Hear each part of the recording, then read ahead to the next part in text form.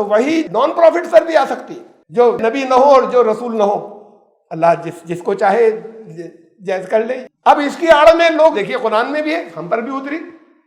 مرزا غلام احمد قادیانی نے کہا، بہاء اللہ صاحب نے کہا، بہت بڑی تعداد میں غیر مسلموں کے اندر کہ یہ ایشور کا سندیش آیا ہمارے اوپر، یہ تو انہوں نے قرآن سے نکال لیا کہ آ سکتی ہے۔ Subscribe the channel and press the bell icon to never miss a video. اعوذ باللہ من الشیطان الرجیم، بسم اللہ الرحمن الرحیم۔ اولئک الذین ھدی اللہ فبھداھم اقتدہ قل لا اسألکم علیہ اجرا ان ھو الا ذکریٰ للعالمین۔ سورہ الانعام کی آیت نمبر 90 سے درس آج کا شروع ہو رہا ہے، 690۔ یہ وہ لوگ تھے جنہیں اللہ نے راستہ دکھایا، تو پھر تمہیں بھی انہی کی اقتداء کرنی ہے، اسی ہدایت کے راستے پر، ان کی رہنمائی کے تحت۔ کہہ دو کہ میں اس پر تم سے کوئی اجر طلب نہیں کرتا، کوئی بدلہ نہیں مانگتا اس کا دنیاوی، اور یہ تو جہانوں کے لیے، تمام جہانوں کے لیے ایک ریمائنڈر ہے، یاد دہانی ہے۔ اس سے پہلے انبیاء کا ذکر چلا آ رہا تھا، بہت سے نبیوں کا تذکرہ آیا تھا، یہ ان کو کہا گیا ہے۔ وہ نبی ہیں حضرت ابراہیم، حضرت اسحاق، حضرت یعقوب، داؤد، سلیمان، ایوب، یوسف، موسیٰ، ہارون، یحییٰ اور عیسیٰ اور الیاس علیہ السلام۔ ان کا ہر ایک کا مختصر تذکرہ تھا، اس کا ذکر کر کے پھر یہ فرمایا جو اس سے پہلے کی آیت میں تھا، ان سب کا ذکر کر کے یہ فرمایا تھا کہ ان سب کو کتاب دی گئی، ان سب کو حکم دیا گیا، یعنی پاور دی گئی، ان کے حکم پر چلنا ہے، شریعت دی گئی اور نبوت عطا کی گئی، یہ جتنے نام ہیں۔ پھر اب یہ آج کی آیت ہے اس کے بعد کہ یہ وہ لوگ ہیں جو اللہ کی طرف سے صحیح راستے پر تھے، اللہ کی رہنمائی میں تھے، فبھداھم اقتدہ۔ تو اب تمہیں ان کا جو ہدایت کا راستہ تھا اس کی اقتداء کرنی ہے، اس کی پیروی کرنی ہے۔ ایک بات تو یہاں پر یہ کلیئر اور واضح ہوئی کہ نبیوں کے طریقے کے اوپر تمام نبی ایسے ہیں کہ ان کے واقعات ایسے ہی نہیں سنا دیے گئے تھے، بلکہ ان کے واقعات سے جو حصے ان کی زندگی کے تذکرے تھے ان سے ہمیں کچھ لینا ہے، اس سارے واقعات میں ہمارے لیے کچھ ہدایت ہے، رہنمائی ہے۔ قرآن شریف میں تمام رسول و نبیوں کا ذکر نہیں ہے، بہت کم ہے جن کا ذکر ہے، 25 اور انڈائریکٹ لیتے ہیں بعض لوگ 28 گنتے ہیں۔ ان میں سے 2 کے بارے میں تو الفاظ ایسے آئے، آخری رسول محمد صلی اللہ علیہ وسلم اور حضرت ابراہیم علیہ السلام، کہ ان کی زندگی میں تمہارے لیے نمونہ ہے۔ تو سمجھا یہ جاتا ہے اصل میں تو حضرت ابراہیم والی بات بھی تذکرے میں نہیں آتی، لیکن سمجھا یہ جاتا ہے کہ باقی نبیوں کے قصے اس کا ہماری ہدایت سے کوئی تعلق نہیں، وہ تو پچھلے لوگوں کے لیے تھے۔ وہ قرآن انہی جتنوں کا تذکرہ آیا، جن 25 کا، اور ان 25 میں سے بھی چند ایسے تھے جن کا صرف نام آیا اور کچھ نہیں ہے، جیسے الیسع۔ تو پھر جو کچھ تفصیلی تذکرہ جن کا ہے، کسی بعض کا بہت زیادہ تفصیلی اور بعض کا مختصر کچھ ان کے بارے میں بتایا ہے، وہ تو 22 ہیں، 22۔ ان کی بھی کیا ضرورت تھی؟ بہت سے نبی آئے، سارے کو تو نام جب نہیں دیا سکتے تو ان کی بھی کیا ضرورت تھی؟ یا بعض کی زندگی کی ذرا زیادہ تفصیل سے بتائی، زندگی کے بہت سے پہلو لیے، اور بعض وہ تھے جن کی زندگی کا کوئی ایک پہلو چھوٹا سا مختصر ایسا تھا جس کا تذکرہ کیا گیا۔ ہماری ہدایت کے لیے ہے قرآن میں جو کچھ بھی ہے۔ جن کی زندگی کے بہت سے پہلو لیے، جنہیں ہم کہہ رہے ہیں کہ تفصیل سے بیان، جیسے حضرت موسیٰ علیہ السلام کا بہت تفصیل سے بیان جگہ جگہ، وہ بھی پوری زندگی نہیں ہے، زندگی کے کچھ حصے ہیں درمیان میں سے۔ تو پھر یہ بیان کرنے کا مطلب یہ ہے کہ ان کی زندگی کے یہ وہ پہلو ہیں جن میں ہمارے لیے رہنمائی ہے اور ہدایت ہے، صرف انہی کا تذکرہ ہے۔ اور یہاں پھر قرآن نے بتا دیا کہ ان کی زندگی کے واقعات جو بتائے گئے ہیں وہ تمہاری رہنمائی کے لیے۔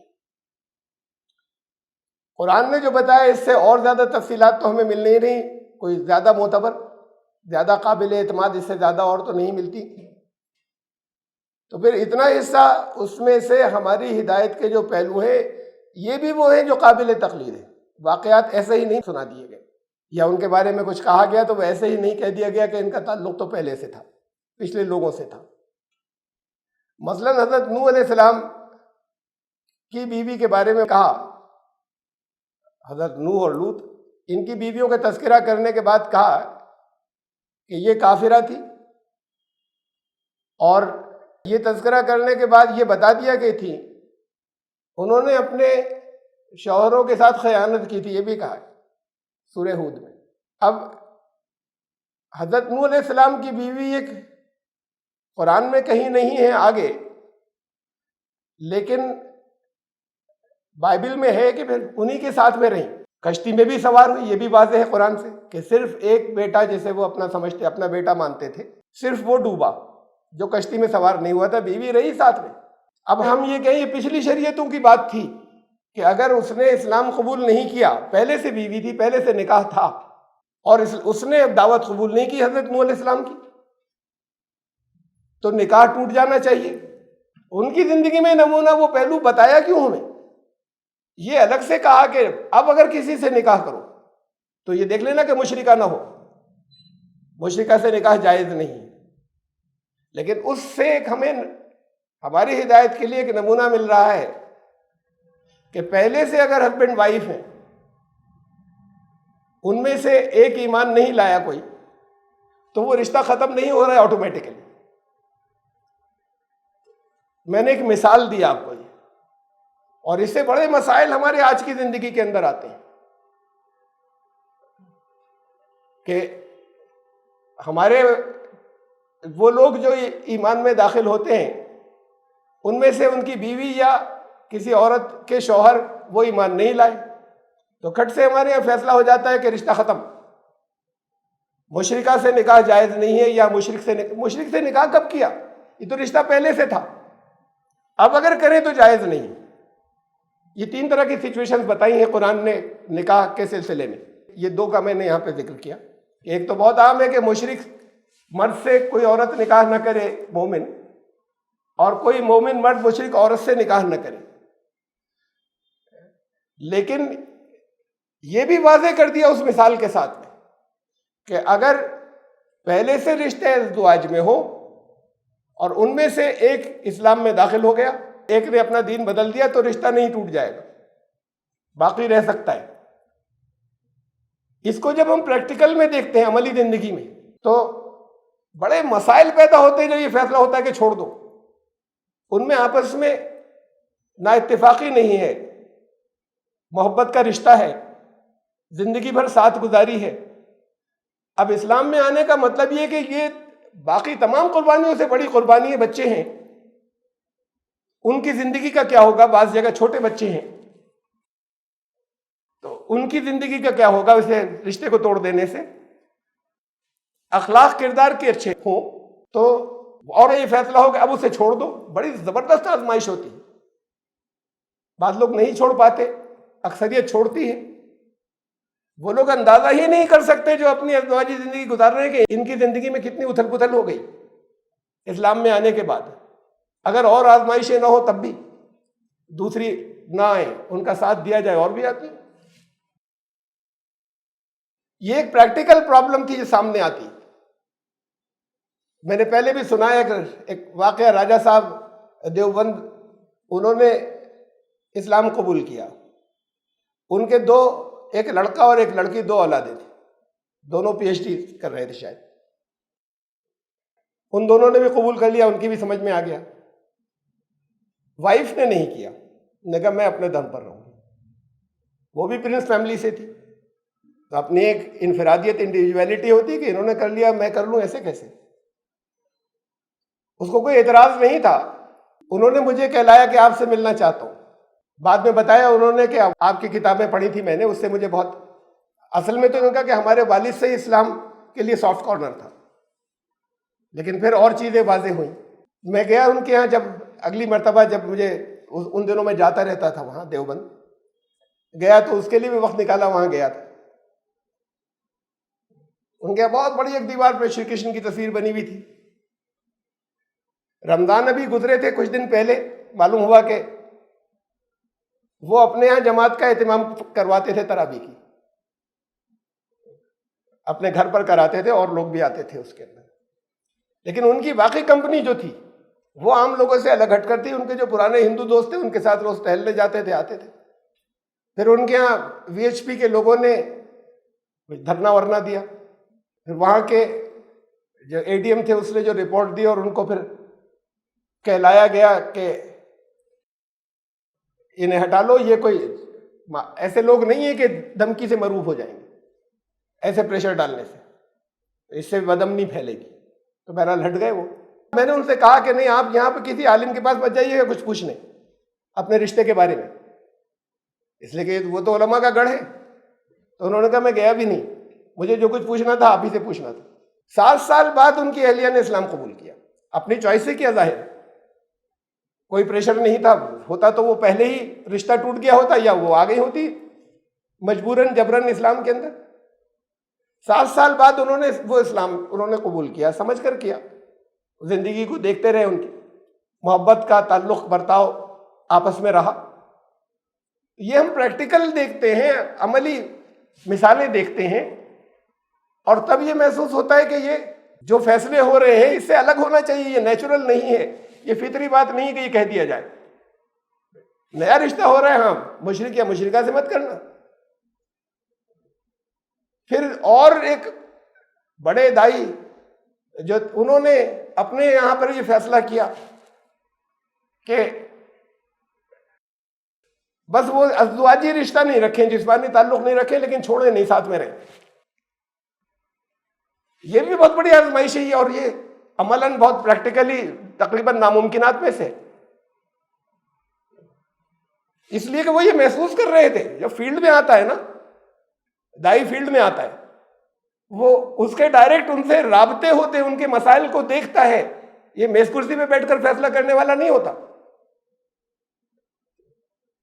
وہ فیصلے جن کا امپلیمنٹیشن ہوتا ہے جو اس دور کے ہیں جب اسلام یا مسلمان بہت عظیم اکثریت میں تھے, اس دور کے سارے فقہ کے فیصلے, ان کو وہ پرابلمز اور مسائل جو ہیں وہ ان کے سامنے نہیں تھے کہ وہ اس کا حل جو ہے وہ پریکٹیکلی دیکھ کر سوچ سکتے کہ دین نے کہیں دیا ہے. اب ایشوز آتے ہیں جو فیلڈ میں ہوتے ہیں, جو جن کے ساتھ جن کے رابطے ہوتے ہیں, ان کو محسوس ہوتا ہے کہ یہ جو فیصلہ یہ تو ٹھیک نہیں ہے, یہ فطری نہیں ہے, یہ حکمت کے حساب سے اچھا نہیں ہے, اور اس سے کوئی دین میں برائی نہیں آ رہی, کچھ اور ہونا چاہیے تھا. لیکن بھی فقہا بتا رہے ہیں دین کا یہی فیصلہ ہے. قرآن کی آیت دکھا دی کہ مشرک سے نکاح جائز نہیں. ارے جائز نہیں ہے نا مشرک یا مشرکہ سے نیا نکاح.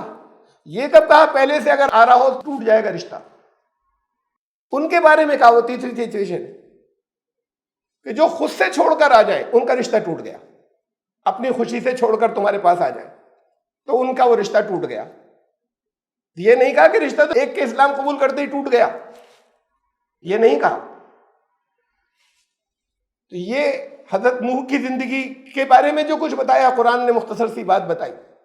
وہاں سے ایک بات جو ہے وہ جو نہیں لوگ اخذ کر سکے تھے, وہ اس لیے نظر آئی کہ ہمیں پرابلم نظر آتی تھی, محسوس ہوتی تھی, اور یہ ہوتا تھا کہ یہ دین فطرت میں ایسا فیصلہ نہیں ہونا چاہیے, زندگی کو ایسے مشکلات میں ڈال دینا. تو پھر وہ نظر آیا. قرآن یہ کہہ رہا ہے, میں اس آیت کو میں نے آپ کو پھر میں یہاں آ رہا ہوں واپس, کہ وہ جتنے نبی تھے ان سب کی زندگی میں ہدایت ہے, پیروی کرنی ہے. ان کی زندگی کے وہی پہلو سامنے رکھے گئے جن کی آپ کو پیروی کرنی ہے, باقی نہیں رکھے گئے. قل لا اسألکم علیہ اجرا ان ہوا الا ذکری للعالمین.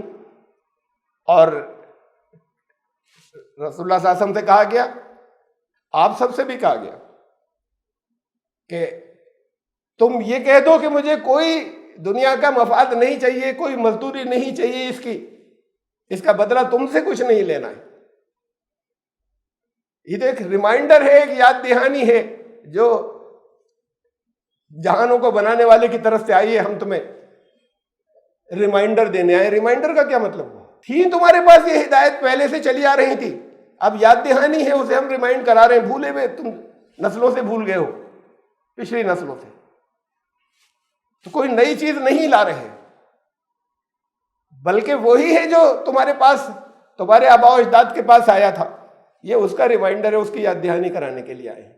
وما قدر اللہ حق قدرہ اذ قالوا ما انزل اللہ علی بشر من شیء.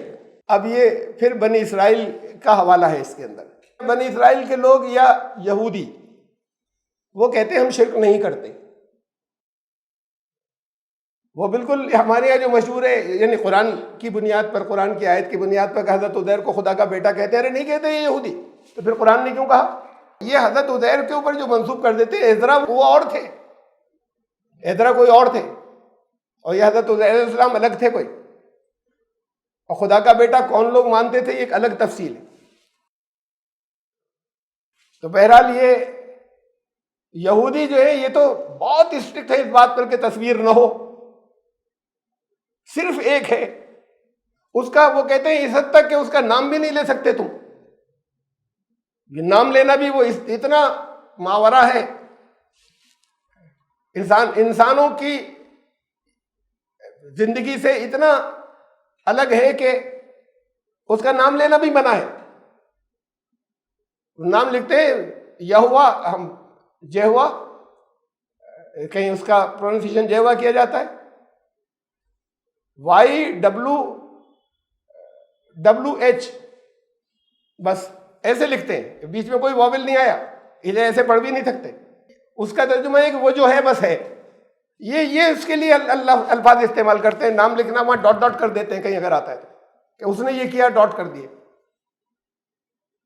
تو وہ تو کہتے ہیں ہم بالکل سچی توحید کے اوپر ہیں, کسی کو خدا کا بیٹا نہیں مانتے, کسی کو اس کا ساتھی نہیں مانتے. اب ان کی غلطیاں کہاں ہیں وہ تو ایک الگ بات ہے. ان کے بارے میں کہا جا رہا ہے کہ اللہ کی انہوں نے جیسی قدر پہچاننی چاہیے تھی وہ نہیں کی, وہ قدر نہیں پہچانی. جب انہوں نے یہ کہا کہ ما انزل اللہ علی بشر من شیء, رسول اللہ صلی اللہ علیہ وسلم پر اعتراض کرتے ہوئے کہا کہ یہ تم تو ایک بشر ہو, تم پر کچھ بھی نہیں نازل کیا گیا. کہا کہ ان سے کہہ دو من انزل الکتاب الذی جاء بہ موسیٰ نورا وہدی للناس, کس نے نازل کی تھی وہ کتاب جو موسیٰ پر آئی تھی؟ تو موسیٰ کو پیغمبر مانتے ہو, رسول مانتے ہو تم, اور یہ مانتے ہو کہ اللہ نے نازل کی تھی, اور وہ انسان تھے, ان کو خدا کا بیٹا نہیں بنایا عیسائیوں کی طرح جو انہوں نے حضرت عیسیٰ کو بنا لیا. کہا ان سے کہو کہ وہ جو حضرت موسیٰ کے اوپر جو کتاب آئی تھی, نازل ہوئی تھی, وہ کس نے نازل کی تھی؟ وہ کیا بشر نہیں تھے؟ تم تو خود مانتے ہو انہیں انسان مانتے ہو, بشر مانتے ہو.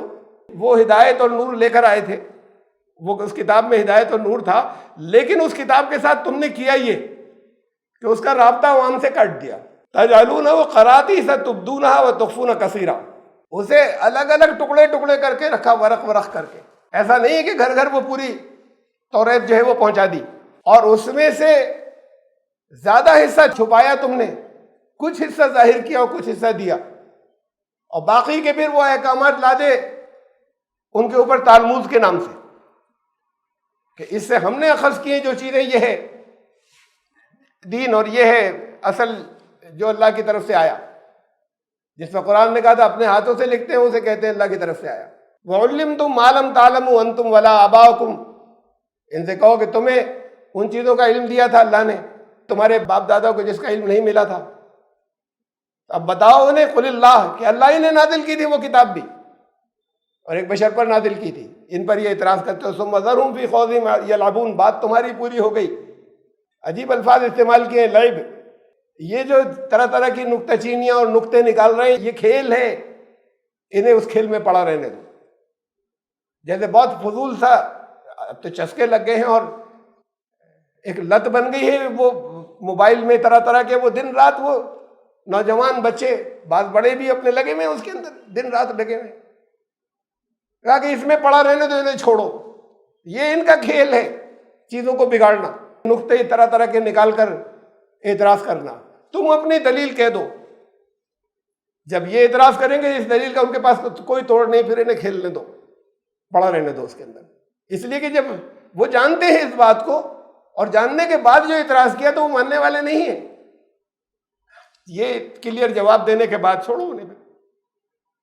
وَهَذَا كِتَابٌ أَنزَلْنَاهُ مُبَارَكٌ مُصَدِّقُ الَّذِي بَيْنَ يَدَيْهِ وَلِتُنذِرَ أُمَّ الْقُرَىٰ وَمَنْ حَوْلَهَا. اور اب یہ کتاب ہے جو ہم نے نازل کی ہے برکت والی، مبارک. برکت اسے کہتے ہیں کہ بہت بڑی تعداد میں ووکیبلری جو ہے عربوں کی وہ پیڑ پودوں سے آئی ہے، نباتات سے، ویجیٹیشن سے، جو ان کے الفاظ اور اس کو جنہوں نے مانے لیے ہیں. وہ جس کی جڑ بہت مضبوط ہو اور اوپر شاخیں چاروں طرف پھیلتی چلی جا رہی ہوں لیکن جڑ مضبوط ہو. ایسا پیڑ جو اونچا چلا جائے، جڑ بہت نہیں ہے لیکن اونچا چلا گیا اور خوب پھیلا ہرا بھرا دکھ رہا ہے، وہ ختم بھی بڑی جلدی ہو جاتا ہے. جس کی جڑ مضبوط ہے یہ باقی صدیوں جاتا ہے، ایسا نسلوں تک جا رہا ہے. کہا کہ یہ جو نازل کی ہے یہ اس کی بنیاد بہت مضبوط ہے.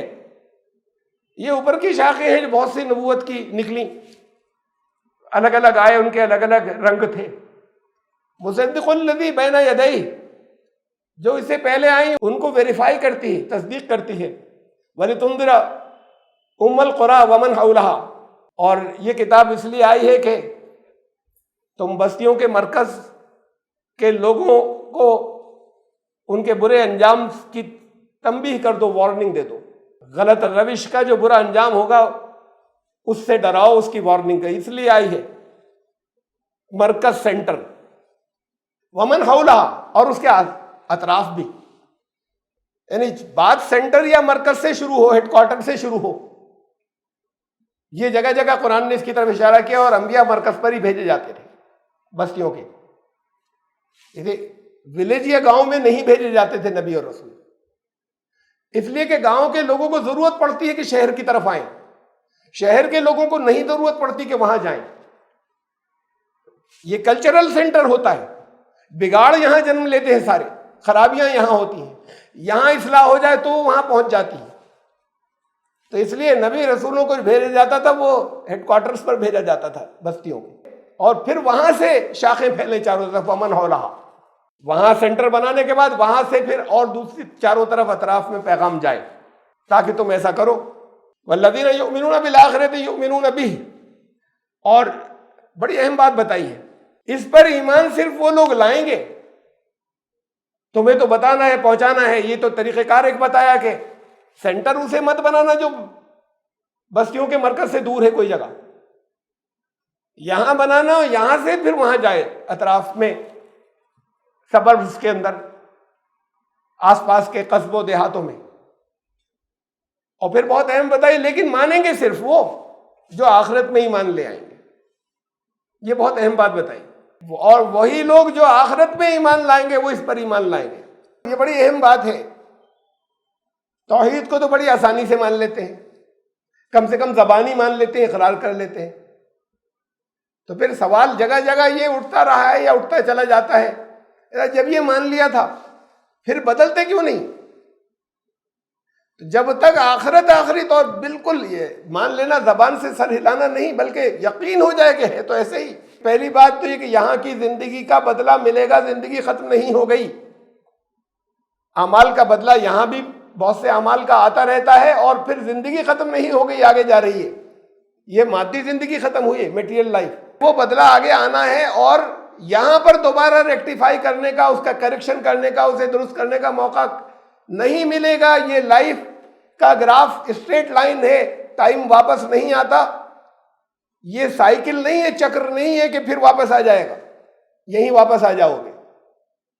تو جب تک اس بات کا یقین نہ ہو جائے کہ سمے، ٹائم چکر نہیں ہے، یہ لوٹ لوٹ کر یہاں واپسی نہیں ہوگی، بلکہ جو وقت گزر گیا وہ واپس نہیں آئے گا، اور جو کچھ کیا ہے اس کا رزلٹ ضرور نکلے گا اور اس کا بدلہ ضرور ہوگا. جب تک یہ آخری طور پر یقین نہ ہو جائے، جن کو ہو جائے گا پھر وہ عمل کے اوپر مجبور کرتا ہے کہ چانس ہی نہیں ملے گا. ہمارے یہاں ہمارے آپس کی گفتگو بات چیت میں بہت سے غیر مسلموں گروپوں کے ساتھ میں آپس میں میں نے ایک سے زیادہ کئی جگہ پر اس بات کا ان کو حوالہ دیا. ان کو حیرت ہوتی ہے کہ اب یہ حیرت جگہ جگہ ہوتی ہے. اب ہر ایک کو تو یہ جواب نہیں دے سکتے, وقت نہیں ہوتا. جو بیٹھ کر بات کرتے ہیں دیر تک ان کو دیتے ہیں جواب.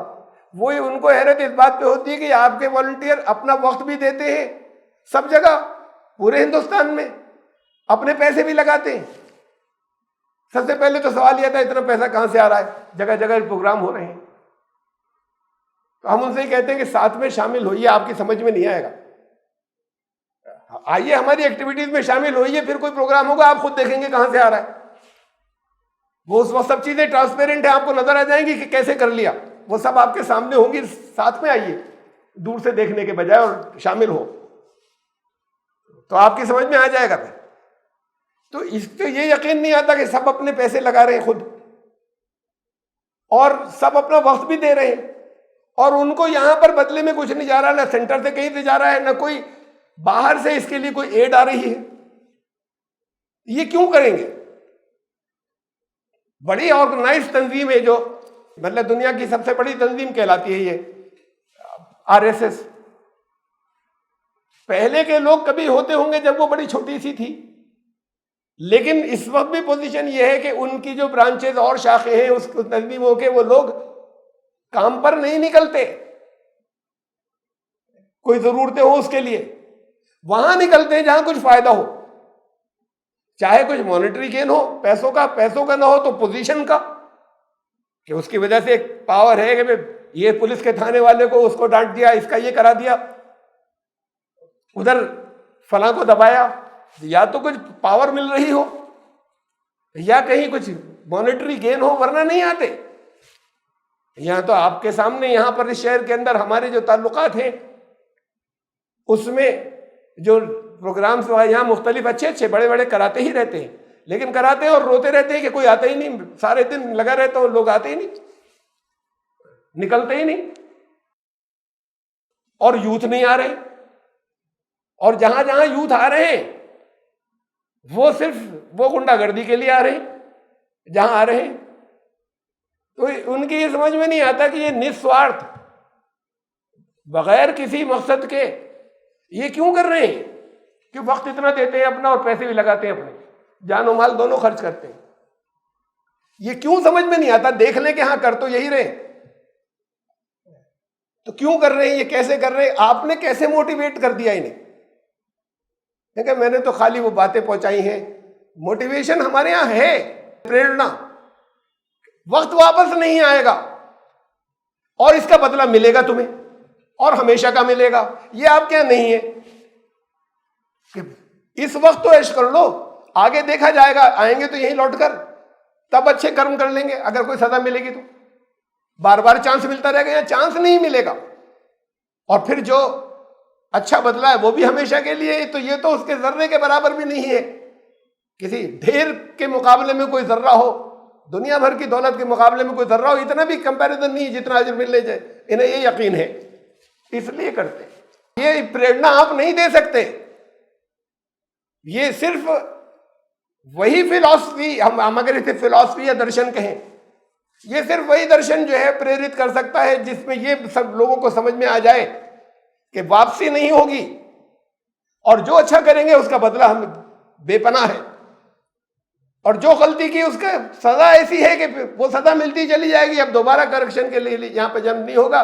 اس لیے آپ کے یہاں لوگ نہیں نکل پاتے کچھ کرنے کے لیے, اور یہ نکلتے ہیں. بڑی اہم بات ہے کہ یہ کہا کہ جب اس پر تم پہنچا دو, لوگ چاہے گردن ہلا دیں, ہاں کر دیں, لیکن جن کے دل کو اس بات کا یقین آ جائے گا کہ اب اگلی زندگی ہے جہاں پر بدلہ ملے گا اور یہاں نہیں ہوگی واپسی, وہی ایمان لائیں گے بس. وَهُمْ عَلَىٰ صَلَاتِهِمْ يُحَافِظُونَ, اور وہ اپنی نمازوں کی حفاظت کرنے والے ہوں گے, حفاظت کرتے ہیں. حفاظت کیا ہے؟ حفاظت اصلاً یہی ہے کہ اس کے اللہ کے ساتھ میں رابطہ, اس وقت یہی نہیں کہ یہ رسمی اٹھک بیٹھک, اور نظام بھی جو اپنے اس نظام کی حفاظت کرتے ہیں. یہ دونوں معنی صلات کے ہوتے ہیں, یہ دونوں یہاں پر ہیں. اور پھر بڑی اہم بات آئی, وَمَنْ أَظْلَمُ مِمَّنِ افْتَرَىٰ عَلَى اللَّهِ كَذِبًا أَوْ قَالَ أُوحِيَ إِلَيَّ وَلَمْ يُوحَ إِلَيْهِ شَيْءٌ وَمَنْ قَالَ سَأُنزِلُ مِثْلَ مَا أَنزَلَ اللَّهُ اس سے بڑھ کر ظالم اور کون ہوگا؟ اپنے راستے سے ہٹ جانے والا اس سے بڑھ کر اور کون ہوگا؟ جو اللہ پر جھوٹ باندھے، یعنی اللہ نے نہیں کہا اور کہہ رہے ہیں کہ یہ اس نے کہا ہے، ایشور نے نہیں کہا، کہہ رہے ہیں یہ اس کی طرف سے آیا ہے، اس نے کہا ہے۔ ایسے بڑا اور زیادتی، ظلم، جگہ سے ہٹ جانا اور کیا ہوگا؟ 3 چیزیں کہی ہیں قرآن میں، بہت آیتیں ہیں جو اس سے شروع ہوتی ہیں، 20 سے زیادہ ہے شاید۔ اس سے بڑا ظلم اور کیا ہوگا؟ کئی ان کو اگر رکھیں، زیادہ تر جگہ یہ آیا ہے ممن افتری علی اللہ کذبا، اتنا ٹکڑا تو زیادہ تر جگہ ان جو 20-22 ہے ان میں آیا ہے، جو اللہ پر جھوٹ باندھے۔ تو اللہ پر جھوٹ باندھنا کیا ہوا؟ یعنی مان رہے ہیں، خدا کو مان رہے ہیں، ایشور کو مان رہے ہیں۔ جھوٹ باندھنے کا مطلب یہ کہ وہ چیزیں کہہ رہے ہیں جو اس نے نہیں کی، نہیں کہیں تھی۔ ایک تو یہ بہت بڑا، یہاں 3 چیزیں کہی ہیں، او یا قال اوحی الی ولم یوحی الی شیء، اس کا دعویٰ کریں کہ میرے اوپر وحی اترتی ہے، وحی نازل ہوتی ہے، حالانکہ کچھ بھی نہیں ہوتا ایسا۔ ڈائریکٹ اللہ کے پاس سے، ایشور کے پاس سے میرے پاس جو ہے وہ سندیش آ رہے ہیں۔ اب وہ لوگ جو بھیڑ لگ گئی وہ ماننا شروع کر دیا، اپنا کہہ کر اب یہ ہم بتا رہے ہیں یا ہم نے کسی بات سے نتیجہ نکالا، یہ نہیں کہتے، یہ تو ہمارا سیدھا سمپرک ہے، ہمارے پاس سندیش آ رہا ہے اور ایسا کچھ نہیں ہوتا۔ ایک وہ، اس سے بڑھ کر ظالم کون ہوگا؟ ایک تیسری بات کہی، ومن قال سأنزل مثل ما انزل اللہ، یا جو یہ کہے، اور جو یہ کہے کہ میں بھی ایسی چیز جو ہے اتار لا سکتا ہوں، نازل کر سکتا ہوں جیسے یہ ہے، اس کے مثل، جیسے تم اللہ کا کلام کہہ رہے ہو۔ یہ 3 چیزیں ہیں، میں ایک ایک کر کے لے رہا ہوں اس میں سے۔ پہلی یہ 3 باتیں کہی، من افترا علی اللہ کذبا، جس نے اللہ پر جھوٹ باندھا، جھوٹ گڑھا۔ ہماری ٹینڈنسی یہ بن گئی ہے، رجحان یہ بن گیا ہے کہ ساری غلطیاں وہ پچھلی قوموں میں ڈھونڈے، دوسروں میں ڈھونڈے، یہ نظر آتا ہی نہیں کہ چیزیں یہاں سب چل رہی ہیں۔ اللہ نے نہیں کہا جا رہا ہے کہ یہ اللہ کی طرف سے ہے۔ 2 بہت بڑی چیزیں قرآن کے تعلق سے، اللہ کی طرف کا مطلب تعلق قرآن سے ہوا نا، یا اللہ کا کلام، ایشور وانی جو بھی آئی، کہ اس نے نہیں نازل کیا تھا، کہہ رہے ہیں کہ یہ کہا تھا اس نے۔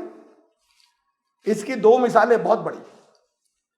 پہلی، تفصیل سے یہ موضوع آ چکے ہیں، میں یہاں پر مختصر رکھ رہا ہوں، بہت تفصیل کے ساتھ میں مختلف موقعوں پر آئے ہیں، جسے آپ کے یہاں اختلاف قرأت کہا جاتا ہے۔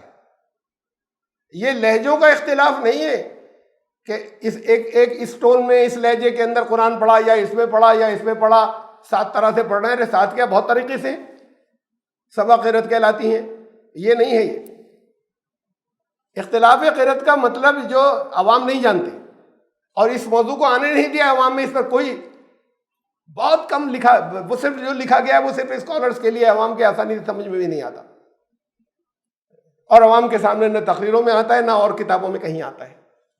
لیکن ایمان ہے اس کے اوپر کہ بہت سی آیتیں جو ہیں ان کے الفاظ یہ بھی نازل ہوئے تھے، یہ بھی نازل ہوئے تھے جو آپ کے پاس قرآن میں ہے، اس کے علاوہ بھی نازل ہوئے تھے، اس آیت کے اندر الفاظ کچھ بدلے میں، یہ بھی نازل ہوا تھا۔ یہ بہت بڑا فتنہ ہے، بہت بڑا شر ہے۔ قرآن تو محفوظ ہی نہیں بچا، اللہ نے اس کی حفاظت کا انتظام کیا، اس لیے ان میں سے کسی کی یہ ہمت نہیں ہے کہ وہ اس قرآن کو بھی چھاپ دے جسے کہہ رہے کہ یہ بھی اللہ کی طرف سے نازل ہوا تھا، یہ ایسے ہی نازل ہوا تھا۔ حضرت ہشام پڑھ رہے تھے، اپنی نماز پڑھ رہے تھے، آوازیں بولا، حضرت عمر قریب میں تھے، نماز ختم ہونے کا انتظار کیا انہوں نے، اس کے بعد کچھ سختی کی ان کے ساتھ میں، اور کھینچتے ہوئے لے گئے رسول اللہ صلی اللہ علیہ وسلم کے پاس، کہ سورہ فرقان میں سے پڑھ رہے تھے، کہ رسول اللہ غلط قرآن پڑھ رہا تھا۔ اور میں نے اس سے پوچھا کہ یہ کیا پڑھ رہے ہو، تو نے کہا رسول اللہ کے رسول نے اسے سکھایا۔ رسول اللہ صلی اللہ علیہ وسلم نے کہا کہ عمر چھوڑو، ہشام سناؤ کیا پڑھ رہے تھے۔ انہوں نے سنایا تو کہا یہ ایسے ہی نازل ہوا تھا۔ اب حضرت عمر ہکا بکا رہ گئے، پھر کہا اچھا عمر تم سناؤ۔ انہوں نے اس میں کئی جگہ مختلف الفاظ تھے جو سنایا، کہا عمر ایسے ہی نازل ہوا تھا۔ اب یہ صحیح حدیثیں کہلاتی ہیں، آپ کی بہت مستند کتابوں میں ہے، اور ایک نہیں بہت بڑی تعداد میں، بس یہ حصہ سامنے نہیں آتا۔ بہت بڑا فتنہ کہ یہ آیت ایسے بھی نازل ہوئی تھی، ایسے بھی ہوئی تھی، اور دونوں ٹھیک ہیں، یہ ایمان رکھنا ضروری ہے۔ ہاں وہ ایمانیات وہ عوام کو نہیں بتاتے کہ اس پر ایمان رکھنا ضروری ہے، اور یہ ہمت نہیں ہے ان کی کہ وہ پھر وہ بھی صحیح ہے، اس پر ایمان بھی رکھنا ہے تو اسے قرآن کو بدلے ہوئے الفاظ کے ساتھ چھاپ دیں۔ آپ کے پاس جو قرآن ہے یہی ہے جو وہاں سے چلا رہا ہے۔ یہ اللہ کی حفاظت ہے کہ ان کے دل میں یہ ڈر رکھا ہے کہ آپس میں کرتے رہیں اور کہیں ایمان لانا اس پر ضروری ہے۔ اوور ویلمنگ میجورٹی علماء کی بڑی تعداد، عظیم اکثریت، ان کا یہ عقیدہ ہے، اس عقیدے کو عوام تک نہیں لاتے۔ پھر اللہ نے نہیں کیا نازل ان الفاظ کے اندر، ان الفاظ میں نازل کیا ہے جو جس کی اللہ نے حفاظت کا وعدہ کیا، جس کی حفاظت چلی آ رہی ہے۔ یہ کہتے ہیں کہ اللہ نے کیا، یہ اللہ پر جھوٹ ہے، یہ اللہ پر بہتان ہے، جس نے بھی شروع کر دیا جہاں سے بھی، جس دور میں بھی۔ اور پھر دوسرے لوگ جو ہیں وہ اس مینٹیلٹی کے ساتھ میں لے کر چل پڑے، اس ذہنیت کے ساتھ میں کہ وہ تو ہمارے اسلاف ہیں، بڑے اچھے تھے، بہت قابل تھے، لیکن ممکن ہے کہ اس دیش میں کوئی سازشی بھی بعض جگہ آگے ہوں۔ یہ تو ہوا ہے، یہ کیا گیا ہے۔ دوسرا، میں صرف دو کی طرف اشارہ کر رہا ہوں، اس کو تو میں نے بہت تذکرے کیے ہوں، بہت تفصیل کے ساتھ، اس کا بھی یہ بھی بڑی تفصیل کے ساتھ میں آیا، میرے مثالوں کے ساتھ میں، ان مثالوں کے ساتھ میں کہ کہاں کہاں یہ مانا جاتا ہے یہ لفظ بھی ٹھیک ہے، یہ لفظ پڑھنا بھی ٹھیک ہے یہاں پر، اور یہ دونوں اللہ کی طرف سے نازل ہوئے تھے، اس پر ایمان لانا ضروری ہے۔ پھر یہ دوسرا موضوع یہ تو آتا ہی رہا ہے، ایک موقع میں بہت زیادہ تفصیل کے ساتھ میں آیا، الگ سے اس کے اوپر لیکچر، ناسخ اور منسوخ۔ قرآن میں کچھ آیتیں اللہ نے منسوخ قرار دے دی، کینسل، اب کر رہے ہیں خود، نام ہے اللہ کا۔ بھائی رسول اللہ صلی اللہ علیہ وسلم کی کسی ایک بھی حدیث میں تو ہے نہیں کہ فلاں آیت منسوخ یا کینسل، کسی ایک میں بھی نہیں ہے۔ جن پر قرآن نازل ہوا وہی تو بتائیں گے، تو اس لیے خود کر رہے ہیں۔ اور ظاہر بات ہے کہ اگر رسول اللہ صلی اللہ علیہ وسلم کا بھی حوالہ اگر دے دیں تو رسول اللہ صلی اللہ علیہ وسلم پہ اللہ نے تو نازل کیا جو کچھ کیا، تو یہ الزام ہے اللہ کے اوپر کہ اللہ نے اتنی آیتیں منسوخ کر دی۔ بھائی پڑھتے کیوں ہو پھر؟ یہاں قرآن میں ہے کیوں؟ ان کا اس سے نیکیاں ملتی ہیں، ایک ایک لفظ کا اجر بہت ملتا ہے نا، ہر حرف پہ نیکی ہے، اس لیے اسے اس میں سے نہیں ہٹایا۔ عمل مت کر بیٹھنا، قرآن میں ہے وہ پڑھتے رہنا، عمل کرو گے گناہ ہو جائے گا، اس لیے کہ اللہ نے کینسل کر دیا۔ ارے اللہ نے نہیں کیا ہے کینسل، لاؤ ثبوت کسی جگہ سے کہ اللہ نے کہا ہو کہ یہ فلاں فلاں فلاں آیتیں کینسل،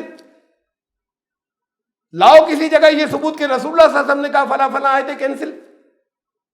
اور یہ وہ علوم ہے جنہیں کہا جاتا ہے کہ خبردار، قرآن صرف وہ سمجھ سکتے ہیں، قرآن فہمی کا حق صرف انہیں ہے جنہیں بہت سے علوم ان میں یہ تو بھی ہے کہ جن کو خوب اچھے طریقے سے ان دونوں چیزوں کا اچھا علم ہو۔ یہ شیطانی علوم ہے۔ اس سے بڑھ کر ظالم کون ہوگا جس نے اللہ پر جھوٹ باندھا؟ جس نے بھی شروع کر دیا، یہ اس جھوٹ باندھنے کی نیت سے نہیں کر رہے اب جو کر رہے ہیں کہ میں انہیں کہوں کہ یہ اس نیت سے کر رہے ہیں، اچھے لوگ ہیں، لیکن یہ اپنے اسلاف سے جو چیزیں چلی آ رہی ہیں اس سے نہیں ہٹ سکتے۔ ان میں کوئی ایسا ہے، بولز ہیں، یا ان میں کوئی جو بہت بڑے نام ہیں ہمارے، بہت سی چیزیں ایسی ہیں جو اس پر اگر اس موضوع میں بات کروں کتنی چیزیں بتاؤں، ایسے لوگ کہیں کہیں بیچ میں داخل کیے گئے جو ہمارے بہت بڑے بن گئے اور ہم نہیں جانتے، اور کوئی نہیں جانتا کہ یہ چیز کہاں سے سٹارٹ ہو گئی اور کیسے شروع ہو گئی۔ نمبر 2، وحی کا دعویٰ کرے، اوحی الیہ ولم یوحی الی شیء، کوئی وحی کسی طرح کی اتری، کہے کہ میرے اوپر وحی اتری۔ وحی کا لفظی معنی ہے خفیہ اشارہ، یا ایسی چیزیں جو کسی کو محسوس نہ ہو لیکن اس تک پہنچ جائیں بالکل صاف صاف ٹھیک سے، جس کے لیے تھی، باقی کسی کو اس کی کیفیت سمجھ میں ہی نہ آ سکے کہ کیسے ہوا، وہ وحی ہے۔ اس کی کیفیت تو آج تک کوئی نہیں جان سکا کہ کیسے اتری۔ قرآن کہتا ہے 3 طریقے رہے، سورہ شورا کے اندر کہا، سورہ نمبر 42 میں کہ 3 طریقے ہیں جن سے اللہ کا کلام انسانوں پر اترتا ہے۔ یہ بتایا یہ 3 یہ ہیں کہ وما کان لبشر ان یکلمہ اللہ الا وحیا، یا تو ڈائریکٹ اس کے اوپر نازل ہوتا ہے، جو کوئی اور درمیان میں واسطہ نہیں ہوتا اللہ کی طرف سے، اس کے اندر لوگوں کو رکھا ہے، ریسیپٹرز ہیں ان کے اندر ریسیو کرنے والے، اور وہاں سے ریلے ہوتا ہے اور انہیں یہ ریسیو کر لیتے ہیں۔ ایک تو یہ، او من ورائے حجاب، یا پردے کی آڑ سے، جیسے حضرت موسیٰ علیہ السلام کو آواز آئی لیکن ایک حجاب رہا، انہوں نے کہا دیکھنا چاہتا ہوں، فرمایا دیکھ نہیں سکتے، بات پہنچ جائے گی تم تک، اور بات ان کے کانوں میں آواز آئی۔ اور یرسل رسولا فیوحی باذنہ ما یشاء، یا وہ کوئی فرشتے کو بھیجتا ہے، اپنا پیغامبر کو بھیجتا ہے، پیغام لانے والے کو، جو اس کے حکم سے، اللہ کے حکم سے وحی کرتا ہے، جس کے لیے بھی اس کا حکم ہوتا ہے۔ یہ تین طریقے ہیں، فرشتے کی معرفت، آڑ سے یا ڈائریکٹ اللہ کی طرف سے اس کے قلب پر اتر آتا ہے، نزول ہو جاتا ہے۔ یہ تینوں طریقے ایسے ہیں کہ اس میں نبیوں اور رسولوں کے علاوہ دوسروں کے ساتھ بھی ہوا ہے۔ میں اس کی مثالیں دوں گا۔ حضرت موسیٰ کی والدہ کے بارے میں قرآن نے کہا ہم نے وحی کی، وَأَوْحَيْنَا إِلَىٰ أُمِّ مُوسیٰ۔ اب یہ کوئی رسول نہیں تھی، نبیہ نہیں تھی، ہم نے ان کی والدہ پر ان ارضعیہ، تو یہ بچہ پیدا ہوا ہے، تم ابھی دودھ پلاؤ اسے۔ وہ بچوں کو مار دیتا تھا فرعون، بنی اسرائیل کے اندر جو پیدا ہوتے تھے مروا دیتا تھا، قتل کروا دیتا تھا۔ فَإِذَا خِفْتِ عَلَيْهِ، اور جب تمہیں رزق محسوس ہونے لگے، ظاہر خبر رکھیں گی، معلومات رکھیں گی، اور دوسرے بھی ہمدرد ہوں گے۔ فَأَلْقِي فِي الْيَمِّ وَلَا تَخَافِي وَلَا تَحْزَنِي، تو پھر اسے دریا میں ڈال دینا، ڈرنا مت، رنج مت کرنا، ڈال دینا دریا میں۔ اِنَّا رَادُّوهُ، ہم لائیں گے تمہارے پاس لوٹا کر اس کو، تم ڈال دینا، ڈرنا مت، رنج مت کرنا، ہم تمہارے پاس لوٹا کر لائیں گے اسے۔ وَجَاعِلُوهُ مِنَ الْمُرْسَلِينَ، اسے رسول بھی بنائیں گے ہم۔ اگر صرف اتنی بات ہوتی جیسے انٹیوشن کہتے ہیں، آئی دل میں کہ یہ کام کر لیں، اسے کہا یہ وہی ہے۔ یہ شہد کی مکھی کے معاملے میں ہے، دیکھیے، یعنی اب یہ تو انسان نہیں ہے نا، جانوروں کا۔ وَأَوْحَىٰ رَبُّكَ إِلَى النَّحْلِ، تمہارے رب نے وحی کی شہد کی مکھی کو، ان اتخذی من الجبال بیوتا ومن الشجر ومما یعرشون، کہ اپنے چھتے کہاں کہاں بنانا تم، پہاڑوں میں، دریاؤں میں، اور اونچی چھتوں یا ان چیزوں میں جو اوپر چڑھتی ہیں، یا جو اس طرح کی بنائی جاتی ہیں بی کیپنگ باکسز، تو ان میں شہد کی مکھی کو وحی کی کے چھتے بنا لینا۔ تو کسی ایک مکھی کو نہیں کی تھی ہے، جب آیت نازل ہوئی اس وقت کوئی ایک مکھی نہیں تھی۔ یہ تمام شہد کی مکھیوں کو وحی کی کا مطلب تمام شہد کی مکھی کا یہ سبھاؤ بنایا اللہ نے، یہ اس کی فطرت بنائی، یہ اس کے اندر چپ رکھ دی، یہ اس کا کہ وہ یہ کرے گی، یہ اس کو اللہ نے سکھا دیا، یہ سب کو، ساری شہد کی مکھیوں کو جو مادہ مکھیاں ہیں، تو یہ ان کو سکھا دیا شہد کی مکھی کو۔ تو یہ اس کو بھی وحی کہا کہ یہ اللہ نے ہی ان کو، ان کا یہ مزاج بنایا، ان کے اندر یہ بات ڈال دی، اسے بھی وحی کہا۔ تو یہ جو حضرت موسیٰ کی والدہ تھی، یہ وحی والی بات نہیں ہے، یہ ایسی وحی نہیں ہے، بس ساری عورتوں میں ایسا ہوتا نہیں۔ اچھا صرف حضرت موسیٰ کی کہ ان کے ذہن میں یہ ہوتا کہ جب بچہ ہے، انہوں نے اپنی تدبیر کی، ان کے ذہن میں تھا، اور وہ چیز سب کانشیس مائنڈ میں آ گئی، انٹویشن میں اللہ ہی نے خیال ڈالا۔ آپ کے دلوں میں بہت سے خیال آتے ہیں جو اللہ نے ڈال دیے، صحیح رہنا اور آپ کریں اور اس میں خیر ہوتا ہے۔ حضرت ان کے دل میں بھی آ جاتا کہ اچھا ایسا کر لوں گی بچ جائے گا، یہ ایسا نہیں تھا، پوری تفصیل ہے جو وہ سوچ ہی نہیں سکتی تھی، وہ یہ تصور نہیں کر سکتی تھی کہ اب اسے تمہارے پاس لوٹا کر لازماً لائیں گے۔ اچھا یہاں تک بھی کر لیں یقین، اسے رسول بنائیں گے۔ ارے غلام قوم میں جو برسوں سے چلی آ رہی ہے، کئی دہائیوں سے قوم غلام چلی آ رہی ہے، اور رسالت بہت عرصے سے نہیں ہے، وہاں ہی تصور ہی نہیں ہو سکتا کہ یہ رسول بنیں گے۔ تو یہ بھی ہے کہ اس لیے اللہ ہی کی طرف سے تھا، کمپلیٹ پوری وہی تھی۔ کیسے آئی ان پر ہم نہیں جانتے، ہم تو اس کیفیت کو بھی نہیں جانتے کہ محمد رسول اللہ صلی اللہ علیہ وسلم پہ جو ڈائریکٹ والی وحی آئی تھی، حضرت جبریل سے الگ بھی آتی تھی، وہ کیسے اترتی تھی، اس کیفیت کو تو کوئی نہیں جانتا، لیکن ان پر آئی۔ تو وہی جو غیر نان پروفٹ پر بھی آ سکتی ہے، جو نبی نہ ہو اور جو رسول نہ ہو، اللہ جس کو چاہے جائز کر لے۔ ایک بات میں بتانا چاہ رہا ہوں، اب اس کی آڑ میں لوگ یہ تو دیکھیے قرآن میں بھی ہے، ہم پر بھی اتری۔ مرزا غلام احمد قادیانی نے کہا، بہاء اللہ صاحب نے کہا، بہت بڑی تعداد میں غیر مسلموں کے اندر کہ یہ ایشور کا سندیش آیا ہمارے اوپر، انہوں نے قرآن سے نکال لیا کہ آ سکتی ہے۔ اس کا اس لیے بعض لوگوں نے بعد میں یہ کہنا شروع کر دیا کہ نہیں، اب بالکل وہ سلسلہ بند ہو گیا، قطعاً نہیں آ سکتی۔ وہ نہیں آ سکتی کہ حضرت جبریل پیغام لائے، اس رسالت کا دروازہ کہ کسی ایک کو رسول بنائے اور دوسروں کو پہنچائے، لیکن اللہ کی طرف سے اتر سکتا ہے، اترا ہے۔ کہا کہ یہ ہم اگر ماننے لگ جائیں گے تو پھر تو بڑا فتنے کا دروازہ کھل جائے گا۔ کعبہ مرکز ہے مقدس ہے، بابرکت ہے. بہت سے لوگ شرک کرتے ہیں، ایسے ایسے کعبے کو ڈھا دیا جائے تو فتنے کا دروازہ کھل رہا ہے. علم سے ہٹائیں گے اسے، دوسری دلیلیں ہوں گی، اللہ نے رکھی ہوں گی. بہرحال ابھی تو میں آگے چلتا ہوں، وہ بھی بتاتا ہوں آپ کو. پھر اس کے بعد فرمایا کہ اب اسے دیکھیں، حضرت مریم کے پاس فرشتے آئے تھے. وَإِذْ قَالَتِ الْمَلَائِكَةُ يَا مَرْيَمُ إِنَّ اللَّهَ يُبَشِّرُكَ بِكَلِمَةٍ مِّنْهُ اسْمُهُ الْمَسِيحُ عِیسیٰ ابْنُ مریم. فرشتے آئے، کہا اے مریم اللہ تمہیں بشارت دیتا ہے اپنی طرف سے ایک کلمے کی، اس کا نام ہوگا مسیح عیسیٰ ابن مریم. دونوں طریقے آئے ہیں فرشتوں سے ان کے پیغام کے. فرشتے انسان کی شکل میں بھی آئے، قرآن میں ہے. وہ بھی فرشتے تھے جنہوں نے کہا کہ گھبراؤ مت، ڈرو مت. جب بچے کی پیدائش ہوئی، پیڑ کی ٹہنی کو ہلاؤ، پھل گریں گے، کھا لینا، چشمے سے پانی پیو. تو یہ فرشتوں کے ذریعے وہی جو ہے وہ حضرت مریم پر بھی آئی. وہ بھی نہ رسول ہیں اور نہ نبی ہیں. تو قرآن میں مثالیں ہیں غیر نبی پر آنے کی بھی.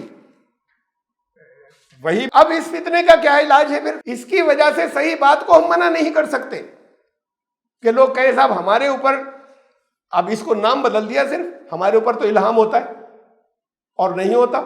ہوتا بھی ہے، آپ کو بھی ہو سکتا ہے. ایسی چیز جو اللہ نے آپ کے دل میں ڈالی اور پھر ویسے ہی کریں گے تو ٹھیک ہوگی.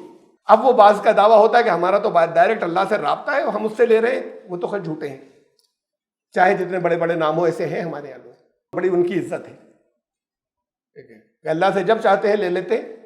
ایسا ہی رابطہ ہے جیسے محمد رسول اللہ صلی اللہ علیہ وسلم سے تھا. محمد رسول اللہ صلی اللہ علیہ وسلم بھی ایسے ہی جب چاہتے تھے نہیں لے لیتے تھے. ضرورت تھی پر اللہ سے دعا کرتے تھے، مسائل انتظار کرتے تھے، رہنمائی آ جاتی تھی. ڈائریکٹ ایسا رابطہ ہو کہ ہر وقت انہوں نے کہا کہ اب یہ بتا دیجئے، اب یہ وہی نازل کر دیجئے. میں تو صرف ایک آپ کو مثال دے رہا ہوں. قرآن میں سارا جھگڑا اس پر چل رہا ہے قادیانیت کے ساتھ میں کہ وہ خاتم اور خاتم کے کیا معنی ہیں. خاتم النبیین، خاتم معنی ہے مہر لگا دینا، ختم کرنا نہیں ہے کہ خاتم النبیین کی نبوت ختم ہو گئی، نبی رہے گا جاری. قرآن میں بہت آیتیں ہیں جو ان فتنوں کا دروازہ بند کرتی ہیں اور وہ قرآن کو حق مانتے ہیں، کہتے ہیں کہ یہ صحیح ہے. باء اللہ صاحب بھی حق مانتے تھے، یہ بہائی جن کے ماننے والے، لیکن اس سے انہوں نے جو چیزیں نکالی مختلف، وہی جو ہیں وہ قادیانیت میں، وہ پہلے کے تھے، باء اللہ ان سے تھوڑے سے. ایسے اور بھی ہیں غیر مسلموں کے اندر. دو چیزیں اس جیسا کلام نہیں لا سکتے. اب انہوں نے کیا کیا غلام احمد صاحب نے؟ خود بنانے کے بجائے کہ لا ہی نہیں سکتے، قرآن ہی کی آیت نکال لی، ایک لفظ بدل دیا ایسے کہ یہ میرے لیے نازل ہوئی، میرے اوپر آج یہ وحی آئی. اب بالکل قرآن کا انداز، قرآن کی پوری آیت ایک لفظ بدلا ہوا ہے کہ یہ میرے لیے ہے. یہ میرے اوپر وحی اترتی ہے. ان کی وحی سب عربی میں ہوتی تھی. قادیان میں رہتے تھے پنجاب میں. قرآن نے کہا وَمَا أَرْسَلْنَا مِن رَسُولٍ إِلَّا بِلِسَانِ قَوْمِهِ. جہاں آتا ہے رسول، جہاں بھیجا جاتا ہے، جہاں نبی بھیجا جاتا ہے، وہاں پیغام لاتا ہے اسی قوم کی زبان میں، گرمکھی میں آتا. اکثریت گرمکھی پنجابی بولتی تھی وہاں، اکثریت ہندی بھی جانتی تھی، ہندی ہی میں آ جاتا. عربی میں نہیں اترے گا، عربی میں عرب نہیں اترے گا. ان پر قادیان میں وہی نازل ہو رہی ہے عربی کے اندر. جھوٹ کی تو بہت سی چیزیں ہیں جہاں سے لیں جدھر غور نہیں کیا جاتا. یہ قرآن کی یہ آیت بالکل فائنل ہے اس کو غلط یا جھوٹا دعویٰ ثابت کرنے کے لیے. اس کے لیے ہم یہ کیوں کہیں کہ ان چیزوں کو بدلیں جو قرآن نے اور بہت سی بتائی ہیں واضح طور پر. فتنے کا دروازہ بند کرنے کے لیے ہم صحیح چیزوں کو منع نہیں کریں گے.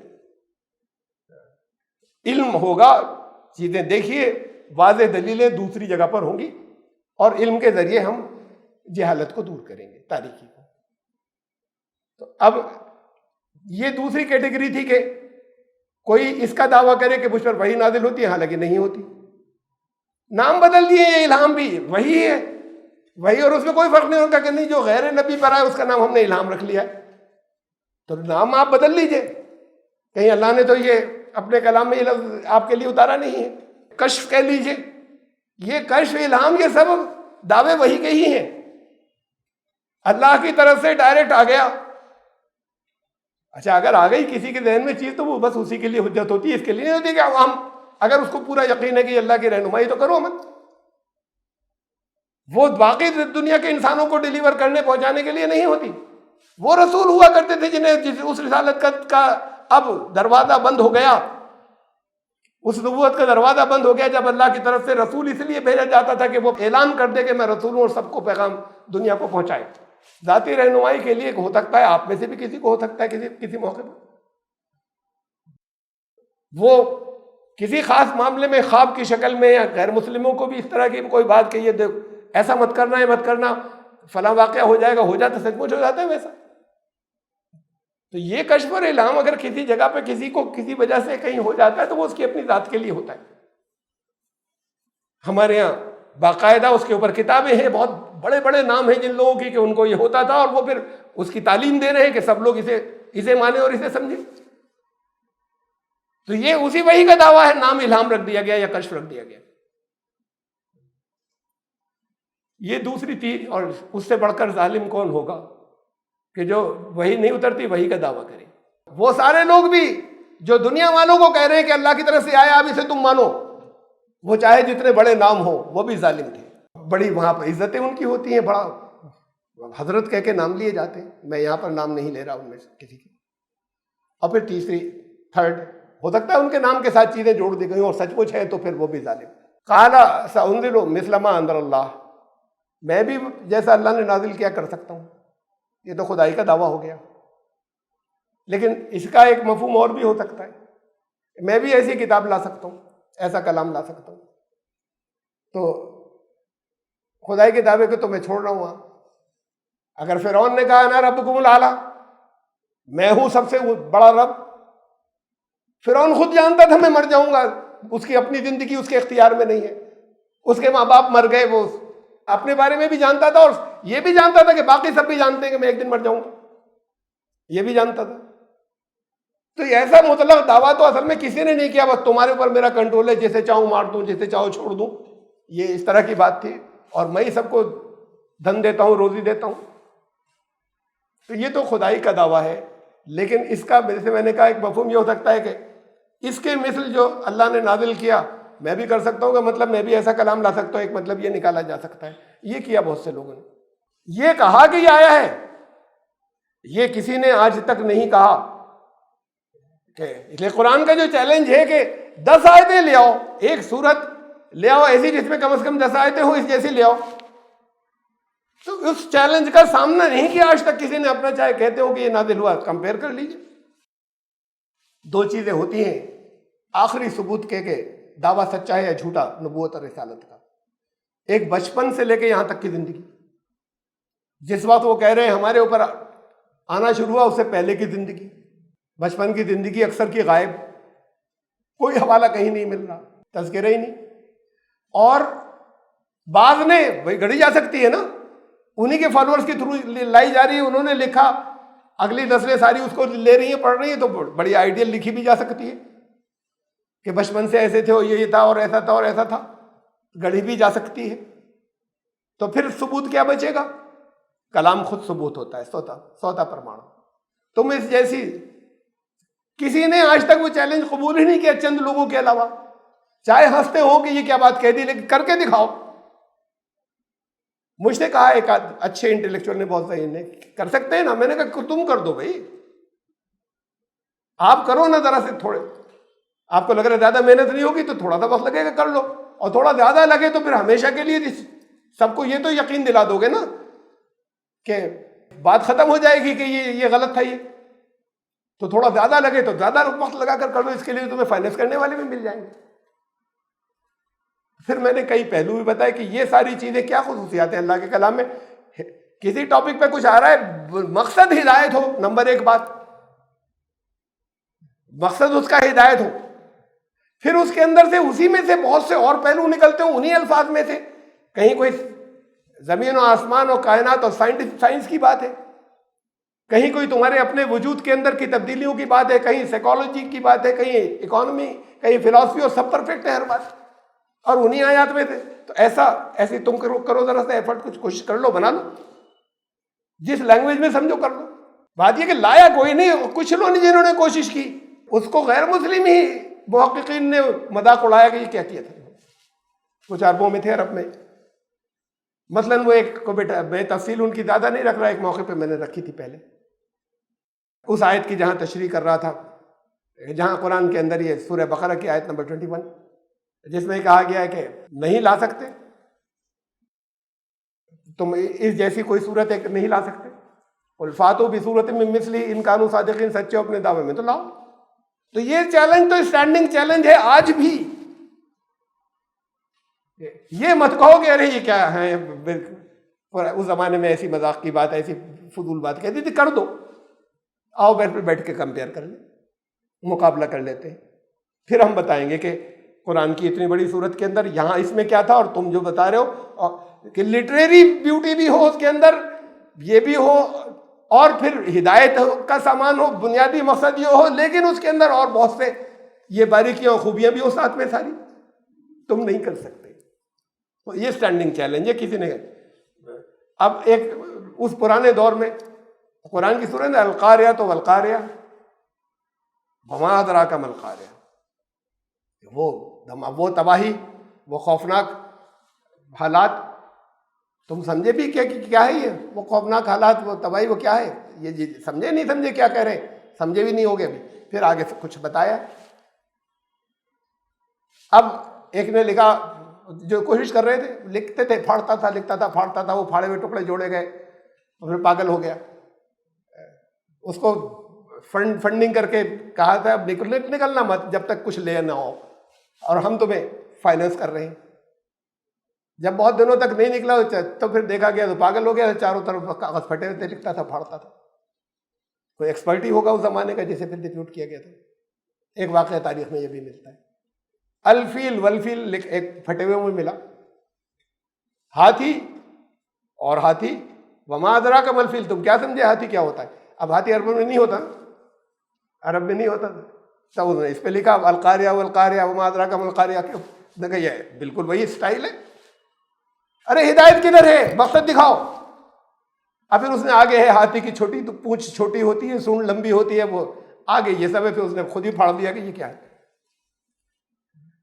قرآن جو بتا رہا ہے اسے انسانوں کی زندگی کے ہدایت کے لیے، وہ جو تو انسانوں کے اوپر ان کے اعمال کی وجہ سے اجتماعی تباہی آ جائے گی، خوفناک گھڑی آ جائے گی، یہ ایک ہدایت کی بات تھی، جس کو کہا کہ تمہاری کیا سمجھ میں آئے گی ہم کیا کہہ رہے ہیں. تو پھر اس کو ایکسپلین کیا ہے. تم ہاتھی ایکسپلین کر رہے ہو کہ پونچھ چھوٹی ہوتی ہے اور سونڈ ایسی ہوتی ہے، اس میں ہدایت کدھر ہے.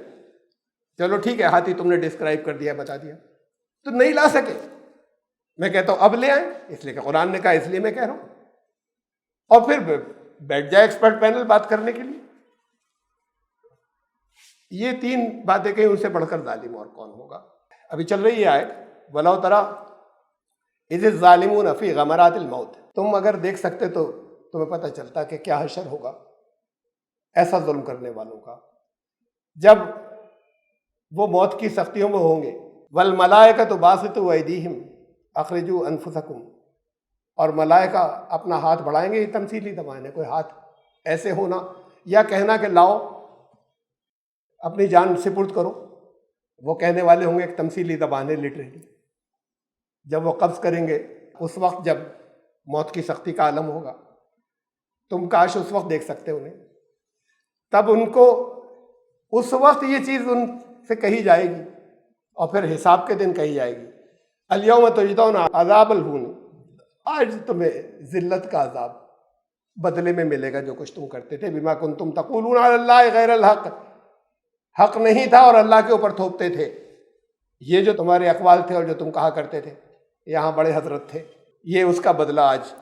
وکنتم عن آیاتہ تستکبرون، اور یہ تو اللہ کی آیات کے ساتھ میں تکبر کرنا ہوا، اہنکار کرنا ہوا. یہ اللہ کا نام لے کر جب تم دوسری چیزیں کر رہے ہو، بڑے بن رہے ہو، اس سے بھی پھر عذر ایسی ہی سزا بھی ملے گی.